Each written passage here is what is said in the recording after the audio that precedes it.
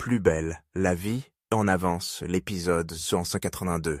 Dans le prochain épisode de Plus belle la vie, encore plus belle. La disparition d'un personnage bouleverse Jennifer.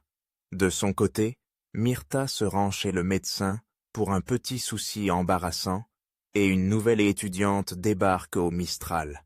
Attention, les paragraphes qui suivent contiennent des spoilers sur l'épisode de Plus belle la vie, encore plus belle diffusé, mercredi après-midi sur TF1.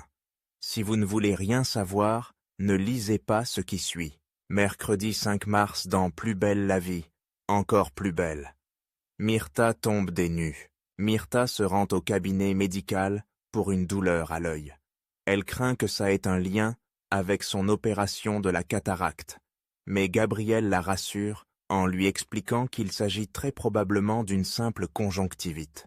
Ce n'est pas tout, Myrtha partage avec son médecin, traitant d'autres symptômes étranges qu'elle a ressentis. J'ai comme un poids dans le bas-ventre et ça me brûle quand j'urine.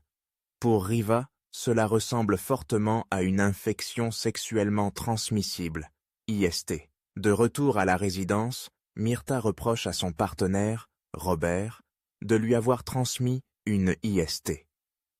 Il accepte de faire une analyse, mais ne croit pas une seconde en cette théorie. Alors, Gabriel a-t-il vu juste? Nisma fait la connaissance d'Alix. À la résidence, Vadim, Léo Mazo, est interpellé par une jeune femme qui vient de débarquer à Massalia. Son prénom? Alix. Comme à son habitude, ce dernier se montre froid et peu serviable.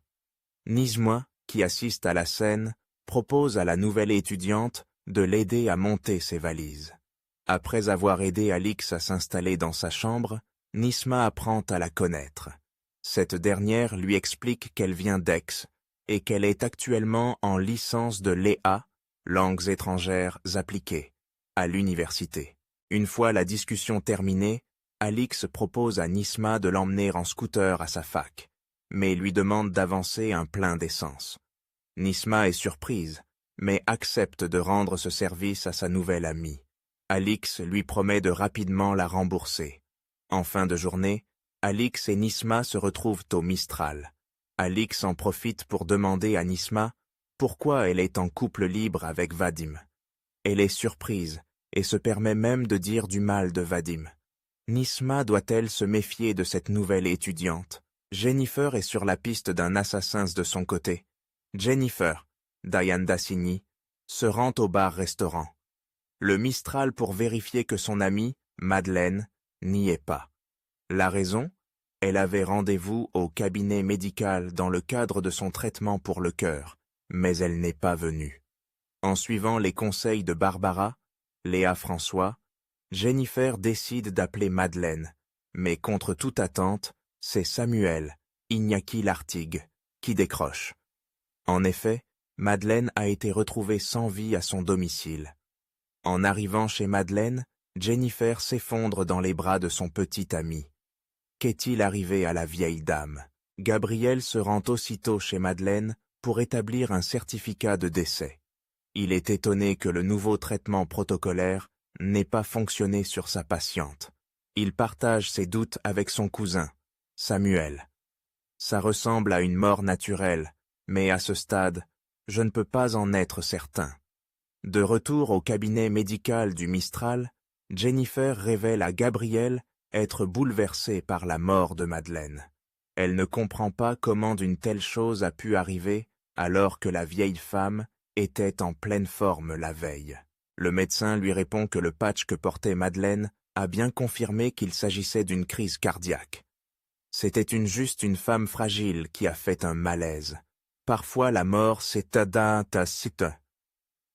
C'est dramatiquement banal, il m'a fallu du temps pour l'accepter. De son côté, Thomas, Laurent Kérusoré, se rend au cabinet médical afin de donner à Jennifer une enveloppe contenant de l'argent pour les obsèques de Madeleine. Thomas lui dit « D'où elle est, elle serait très heureuse de voir ce que vous faites pour elle. » Néanmoins, Jennifer prévient Thomas que ce n'est pas elle qui s'occupe de l'enterrement. mais un certain Antoine Lamaury. En fin de journée, Jennifer fait la connaissance de cet homme. Ce dernier lui explique qu'il n'est autre que l'acheteur de l'appartement de Madeleine. En effet, il y a tout juste 2 mois, la vieille dame avait mis son bien en viager. Jennifer profite de cette discussion pour informer Antoine Lamaury qu'une autopsie va avoir lieu afin de déterminer les causes exactes de la mort de Madeleine. Ce dernier paraît à la fois surpris et stressé d'apprendre cette nouvelle. En soirée, Jennifer se rend chez Barbara afin de partager avec elle sa macabre théorie. Elle est convaincue qu'Antoine Lamaury a assassiné Madeleine. Alors, a-t-elle raison?